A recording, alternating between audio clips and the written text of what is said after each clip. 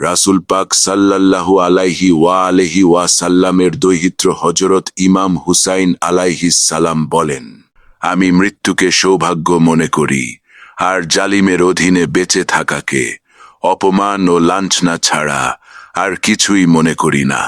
তোমরা কি দেখছ না যে সত্যের ওপর আমল করা হচ্ছে না এবং মিথ্যা হতে বিরত থাকা হচ্ছে না? এমন অবস্থায় একজন মুমিনের উচিত আল্লাহর সান্নিধ্য, শাহাদাত কামনা করা, অন্যায়ের অধীনে বেঁচে থাকা কলঙ্কজনক মৃত্যু ছাড়া আর কিছুই নয়। আর সত্যের পথে মৃত্যু হলো চিরন্তন সৌভাগ্য। অপমানের সাথে বেঁচে থাকার চেয়ে সম্মানের সাথে মৃত্যু বরণ করা উত্তম।